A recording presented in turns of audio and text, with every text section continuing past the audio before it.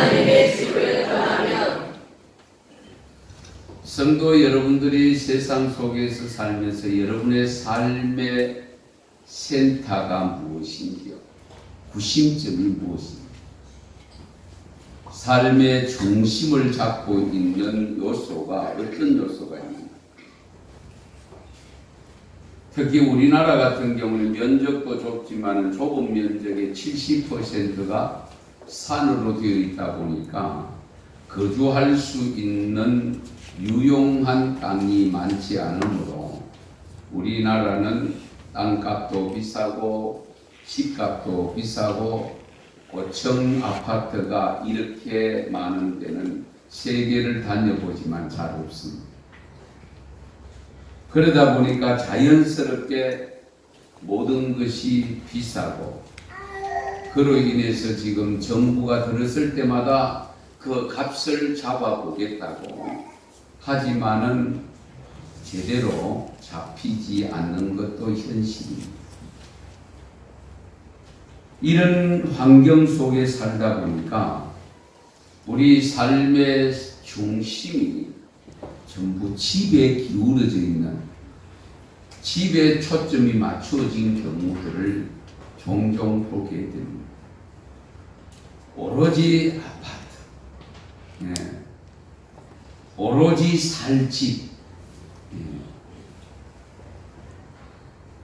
그런데요, 우리 사회적 사람들의 관심사항은 그렇다 할지라도 하나님을 경외하는 믿음의 성도들은 어디에 관심을 가지고 어디에 집중하면서 살아야 되는가?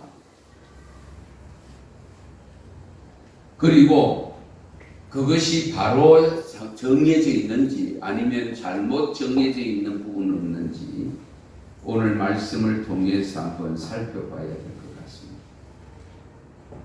여러분이 지금 일상생활 하면서 여러분의 삶의 중심은 무엇입니까? 집입니까? 아니면 직장입니까?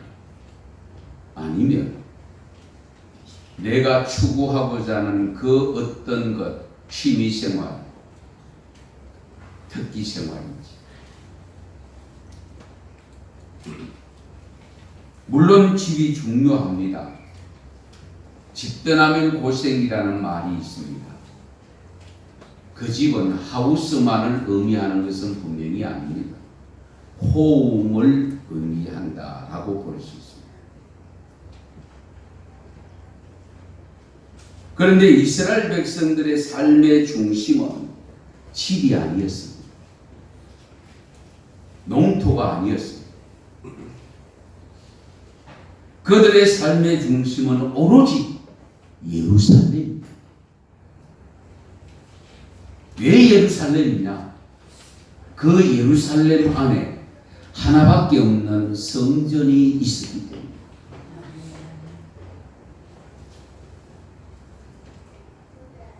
그래서 이들은 흩어져 다른 지역에 살더라도 반드시 6월절만 되면 전부 홈커밍 데이 하듯이 예루살렘으로 올라와서 그 절기에 하나님 앞에 제사를, 예배를 드리는 의식을 행하였습니다.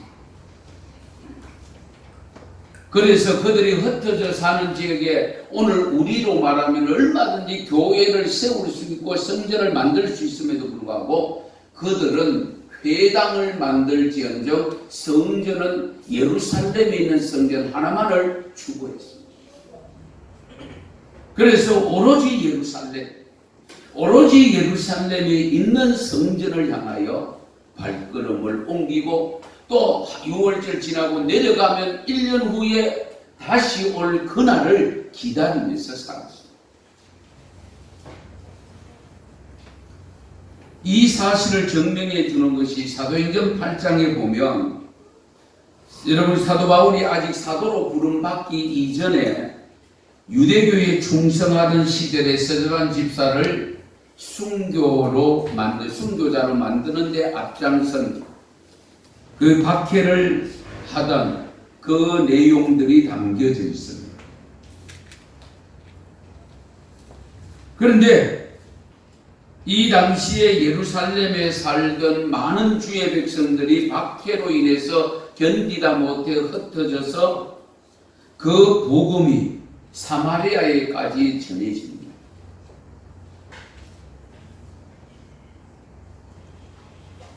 그런데요, 이 흩어진 사람이 두루다니면서 복음의 말씀을 전했을 그때에 빌립이라는 제자가 사마리아 성에 들어가서 거기에서 백성들에게 복음을 전하는데, 이 빌립이 이적과 기적을 행하면서 질병의 치유를 받는, 예를 들면은 더러운 귀신들이 크게 소리 지르면서 나가기도 하고, 많은 중풍병자가 걸어 다니기도 하고, 걷지 못하는 사람이 다시 걷게 되는 이런 역사가 일어나므로 사마리아 성에 기쁨이 찾아왔습니다.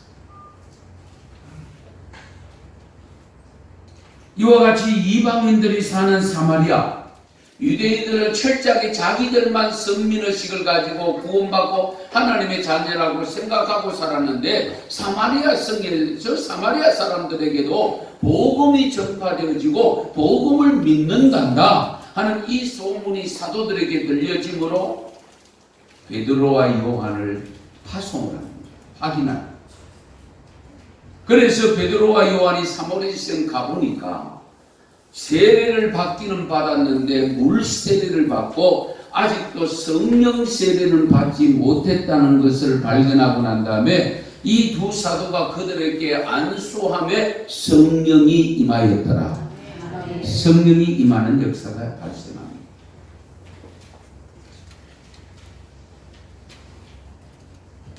그래서 이 두 사도가 다시 예루살렘으로 이제 올라가고 확인하고 난 다음에 올라갔는데, 그 후에 얼마 되지 않아서 하나님이 보내신 천사들이 빌립에게 나타나서 예루살렘에서 가사로 가는, 가자인데요, 이 가사로, 성경에 보면 가사라는 지명이 있는데 가자 지구, 요즘 우리 이야기하는데 그 가자로 내려가 보라고 지시를 합니다. 그때에 빌립이 그 성령에 의해서 지시를 받고 거기에 가자 지역을 내려가 보니까 그때 누구를 만나느냐, 에디오피아의 내시, 그 왕 간다기의 내시가 유월절을 맞아서 예루살렘에 올라와서 제사를 드리고 내려가고 있는 중입니다.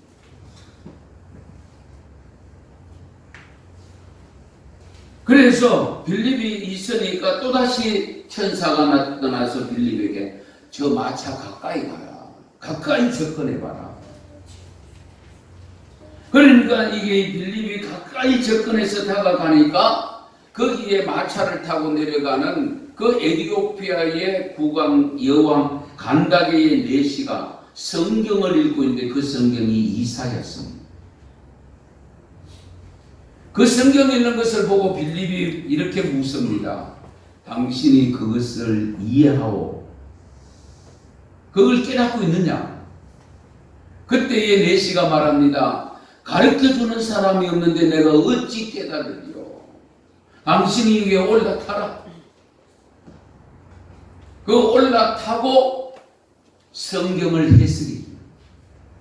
해석해 주니까 이 내시가 바로 그 자리에서 마차를 멈추고 거기에서 물가로 내려가서 세례를 받습니다. 할렐루야. 그런데 문제는 에디오피아에서 베들레헴 예루살렘까지 거리가 얼마냐? 3,200km. 한번 생각해 보십시오. 3,200km, 320km가 아닙니다. 저 남쪽에서 백두까지 그 거리 3번을 하고도 더 가야 됩니다. 거기에서 유월절을 지내기 위해서 오면은 예를 들면 키로로 여러분 환산만 조금 해보세요. 어떻게 되는지. 24시간 줄곧 걸어도 한 달을 걸어야 됩니다. 잠 안 자고 한 24시간 걸어요. 쉼 없이 걸어요. 하루에 15시간을 걸어도 50일 이상 소요되고요. 마차가 하루에 50km 이동하면요 64일이 걸려야 됩니다. 이렇게도 먼 예루살렘 성전에 예배드리러 올라왔다? 이해가 되십니까?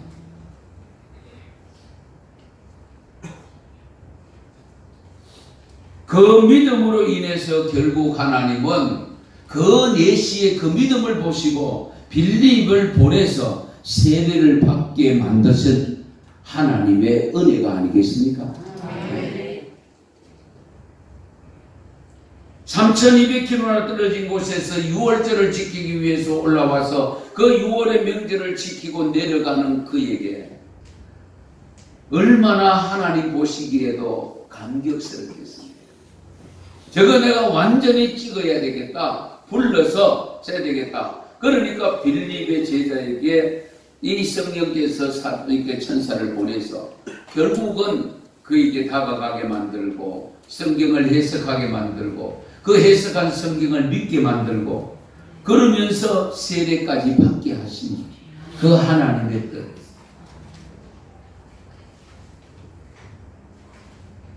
정말 우리가 생각하면 좀 어리석은 것 같기도 하고 그렇지 않습니까? 아니 가는 데마다 예배당 지어놓으면 될 텐데 뭐 하려고 예루살렘에 하나만 두고 다른 데서는 제사를 못 드리도록 하고 회당은 또 지었잖아요.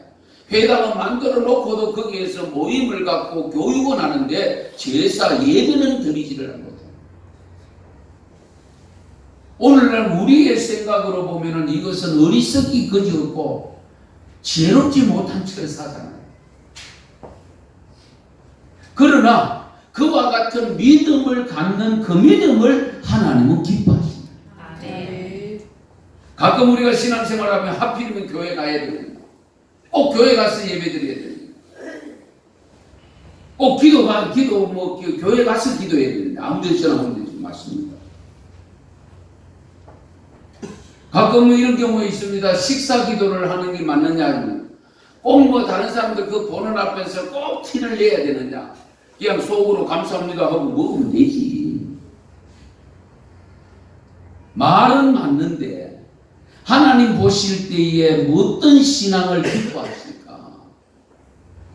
여러 사람들이 믿지 않는 불신자들 보는 앞에서 정중하게 감사의 기도를 표시를 하고 먹는 것을 기뻐하실까? 아니면 속으로 하나님 저 사람들 많은데 뭐 티는 안 내겠습니다. 내가 감사합니다. 그러고 먹는 것을 기뻐하실까? 잘 생각해 보세요. 그것은 저는 봅니다. 하나의 핑계다. 우리가 이 믿음의 생활을 할 때에 바로 그 부분입니다. 그 부분에 대해서 오늘 중요한 메시지를 남겨주고 있는 것이 오늘 본문 읽은 내용입니다. 사사시대에 아직 왕이 세워지지 않던 시대에 이스라엘 백성들이 사는 이 예루살렘을 중심으로 한 베들레헴 땅에 기근이 찾아왔습니다. 기근이 찾아왔을 때에 믿음 좋은 엘리멜렉이라는 사람, 하나님은 왕이시라는 뜻입니다. 이 이름 뜻이. 예. 그러니까 좋은 믿음의 가문이라는 걸 알 수 있지 않습니까? 나오미는 기쁨이라는 뜻입니다. 그런데 두 아들 데리고 네 식구가 이 기근을 피하기 위해서 모압으로 내려갔다라고 기록합니다.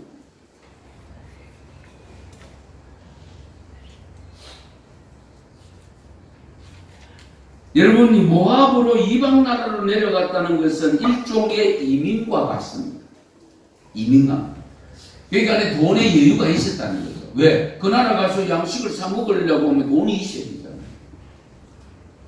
돈은 있는데 기근에 굶어 죽을 수는 없고, 그러니까 당연히 재산 팔아가지고 거기 가는 게 맞지. 우리가 일반적인 시각으로 보면은 잘한 일이죠. 지혜로운 일일 수도 있습니다.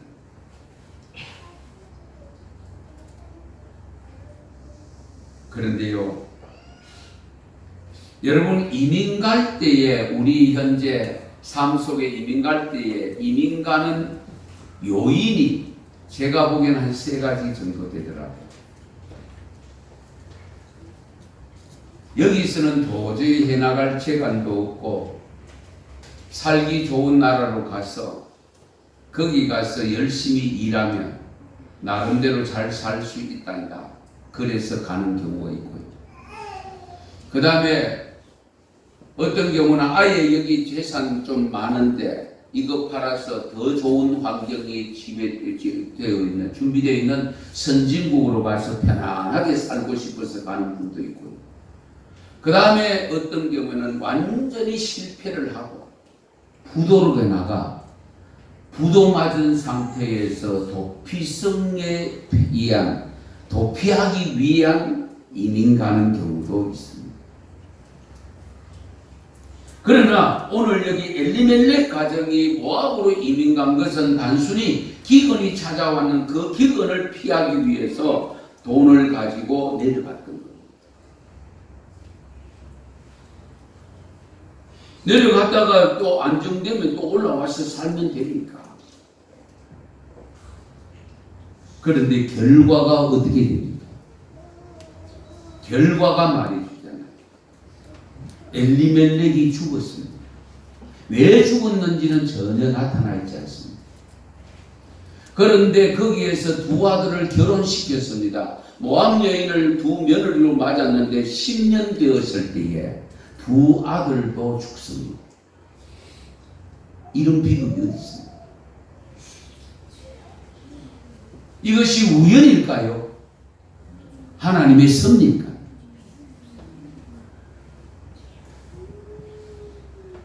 우리가 성경을 읽어보면 하나님의 징계 방법이 3가지입니다. 크게. 여러분 아십니까? 첫째는 가난입니다.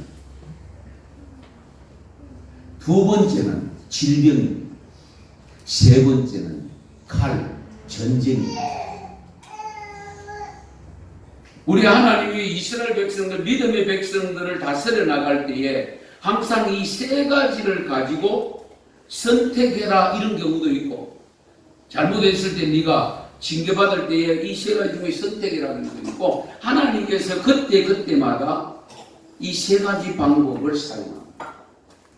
그런데 엘리멜렉 가정이 4 식구가 지금 모압에 내려가서, 모압에 그렇게 내려갈 때는 제가 볼 때는 건강한 모습으로 내려갑니다. 그런데 왜 죽었는지는 전혀 밝히지 않고 있습니다. 그런데 가장이 먼저 죽고, 이 나오미 아내가 2 아들을 결혼시켜서 모압 여인을 2 며느리를 맞았는데 10년째 되었을 때에 이 2 아들도 죽습니다. 어떻게 이런 경우가 있습니까?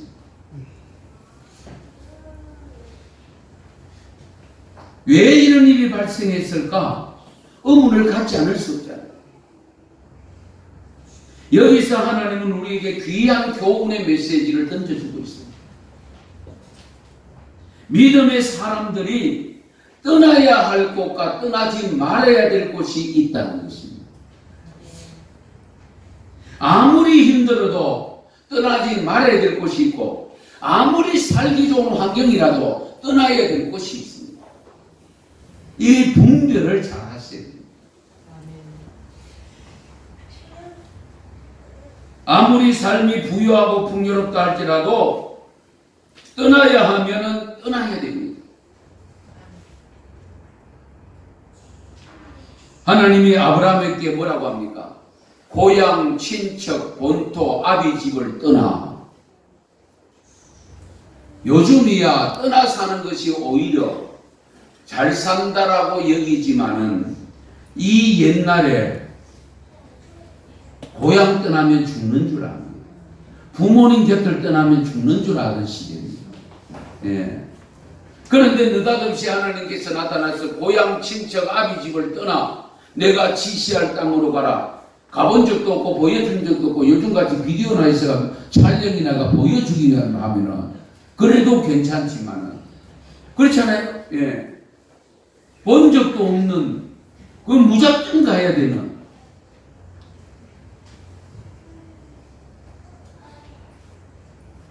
아무리 살기 좋은 땅이라도 하나님은 그 땅을 떠나라고 했습니다.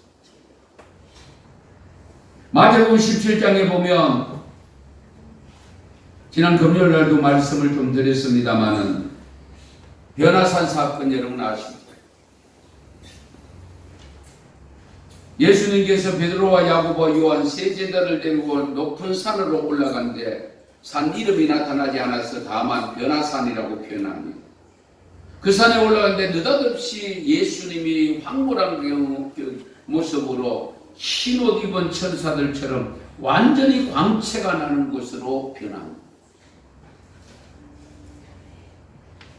그 변하는 예수님의 모습을 본 베드로가 예수님에게 이렇게 말합니다. 주여, 우리가 여기 있는 것이 좋사오니, 여기 있는 것이 좋사오니, 만일 주께서 원하시면 내가 초막셋을 짓겠습니다. 하나는 모세를 위하여, 하나는 엘리야를 위하여, 하나는 주님을 위하여. 왜 그 광채 속에서 엘리야와 모세가 나타나서 예수님과 대화하는 장면이 목격됐거든요.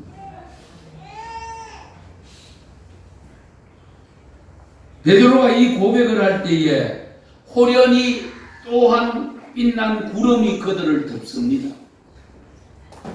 그런데 보이지 않는 곳에서 음성이 들려옵니다.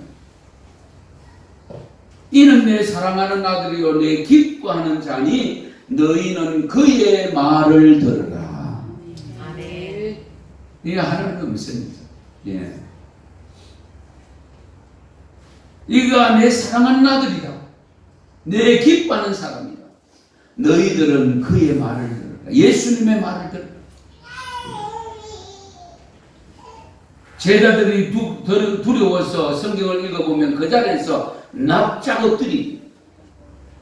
그때에 다시 예수님께서 손을 대시면서 일어나라.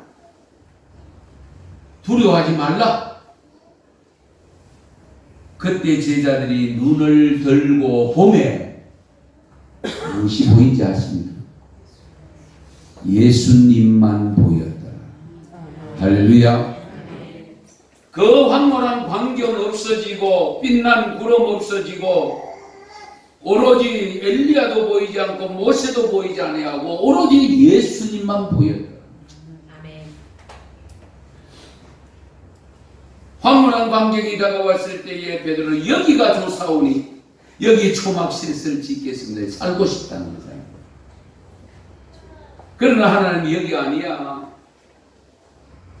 결국 예수님이 내려오잖아요. 하산을 하잖아요.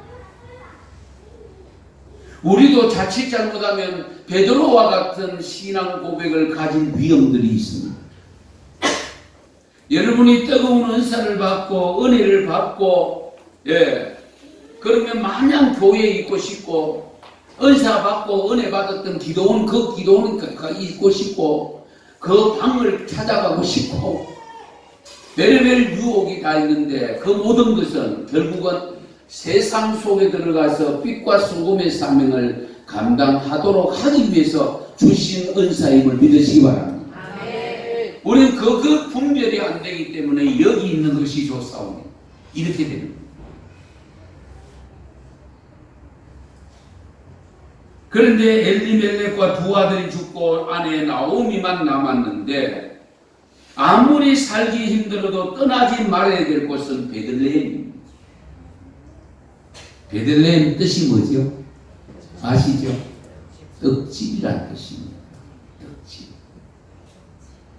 떡집에도 밥집에도 밥이 없을 수 있습니다. 그렇잖아요. 부자라고 해서 밥솥에 늘 밥이 있는 건 아니지. 떡집에도 떡이 떨어질 수 있습니다. 그런데 그 떨어진 기간 동안 그걸 못 참아가지고 다른 데로 간다? 이거 조심해야 돼요. 말씀은 생명의 떡으로 표현하고 있잖아요. 성도 여러분, 여러분의 삶이 아무리 어렵더라도 여러분이 원하는 대로 이루어지지 아니한다 할지라도 다른 곳으로 가면 살 수 있다고 착각하면 안 됩니다. 내가 잠시 교회를 떠나가지고 이 사업 저 사업 하다가 돈 벌면 다시 신앙 회복하면 되지. 착각입니다. 혹 그것으로 인해서 육신적인 부유함은 얻을 수 있을지 몰라도 영적으로는 더 가난해질 수밖에 없어요.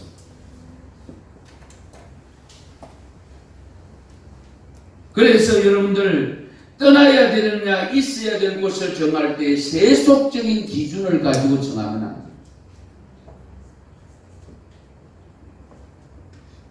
비록 떡집이라도 흉년이 될 수 있다는 것, 하지만 당장에 어렵다고 해서 떡집을 떠나면 영영 떡을 못 먹을 수 있다는 것을 기억하세요.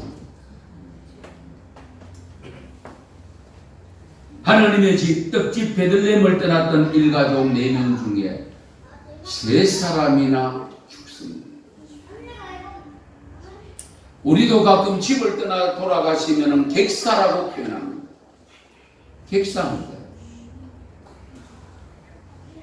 무엇이 잘못되었길래 사랑하는 가장도 사랑하는 그 젊디 젊은 2 아들도 모함여인과 결혼해서 후손 하나 남기지 않아야 하고 죽었습니다. 우리 깊이 알겠습니다.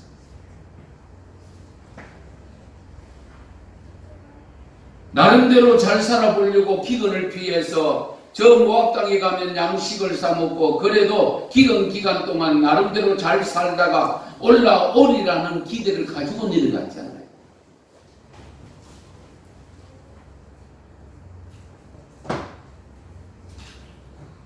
오늘날 우리 한국교회 교인들 중에 소위 말하는 가난한 교인들이 많이 발생합니다. 제가 여러분 말씀에 가난한 교인이 어떤 교인인지 알지요? 교회 안 나가는 교인. 안 나가, 가나안. 그것이 지금 뭐 통계적으로 어림자가 전부 다 표현하고 있습니다만은 150만 명이 되느니 100만 명이 되느니 이러고 있습니다. 예. 그건 위험천만한 일입니다. 정말로 우리 은성교회 성도 여러분들은 교회를 혹 옮길지언정 가나안 교인이 되면 안 됩니다. 아멘. 가나안 교인.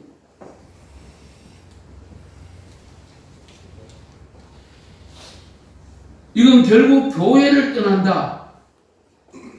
떡집을 떠나는 것과 똑같습니다. 베들레헴을 떠나는 것과 똑같습니다. 예루살렘을 떠나는 것과 똑같습니다. 자신이 그동안 섬기던 교회를 안 나가더라도 이단이 아닌 이상 주님의 피로 값주고 사신받은 교회라면 어떤 교회든지 가서 내가 지체가 되어 적을 두고 교회 중심으로 말씀 중심으로 살아야 합니다.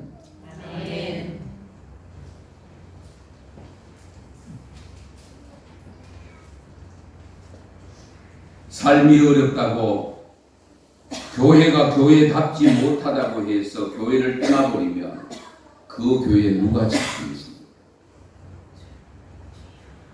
떠나지 말고 나라도 지켜야 되겠다는 이 마음 가지고 나라도 잘해야 되지. 나라도 바르게 해야지. 나 한 사람이 남을 때까지라도 그런 마음가짐을 가지고 신앙생활을 하셔야 됩니다. 네. 마지막 나 혼자 남는다.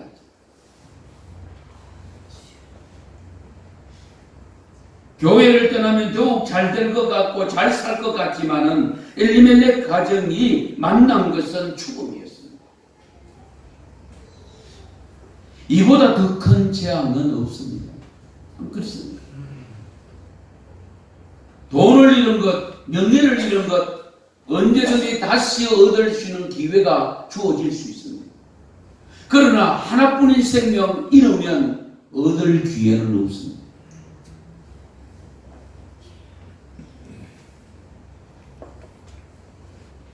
그러므로 믿음의 사람이 베들레헴 떠나는 것, 이거는 절대로 허용해서도 안 되고 그런 마음가짐을 가졌어야 합니다. 아멘. 베들레헴 떡집을 떠나면 가는 곳은 어디냐? 모압. 오늘의 모압은 어디냐? 죄악된 세상입니다.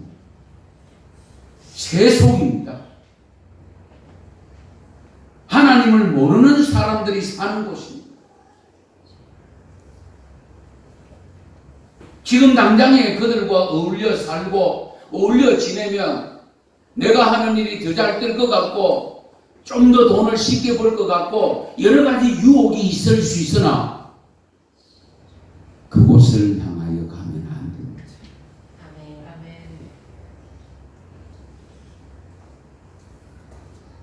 왜냐하면 떡집인 베들레헴은 교회로서 영원한 떡이 있는 곳입니다.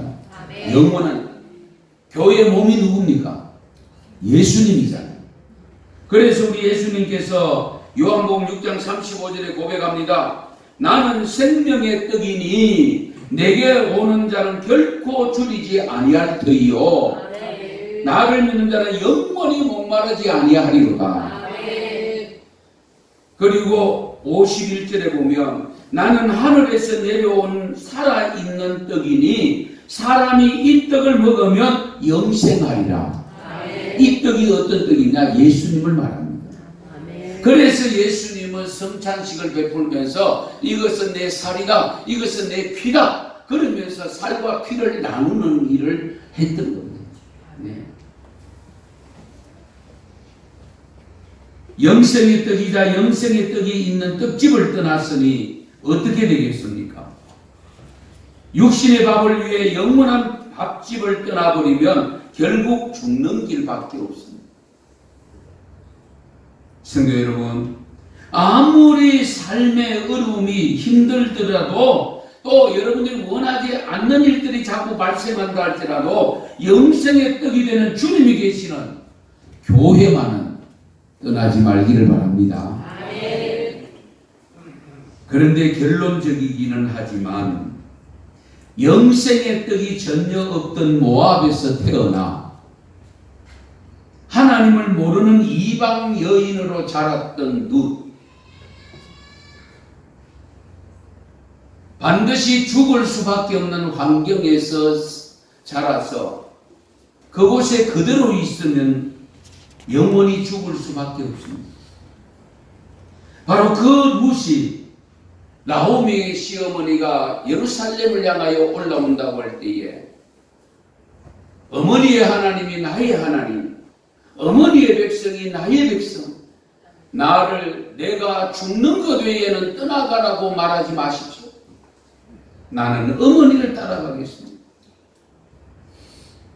그 따라 올라온 것이 어딥니까? 남편이 없는 남편의 고향 베들레헴. 기근이 왔다고 남편이 떠났던 곳입니다. 그런데 남편도 없고 없는데 그거 뭐하라고 올라갑니까? 솔직히. 오늘 우리 여자의 신부로 태어난 우리 성도님들 같은 여자 성도님들 스스로 가고 싶겠습니까? 있는 남편도 따돌리고 싶은 생각이 들 때입니다. 예?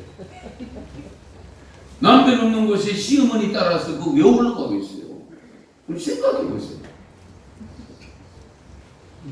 거기 기근이 들어가지고 내려와가지고 세 남자가 한꺼번에 몇 년 사이에 다 떠나버린 그 집안에 그 올라가면 뭐하고 하는 거예요? 그런데 결과는 어떻게 됩니까? 그것이 바로 영원한 떡집이었습니다. 영원한 떡집.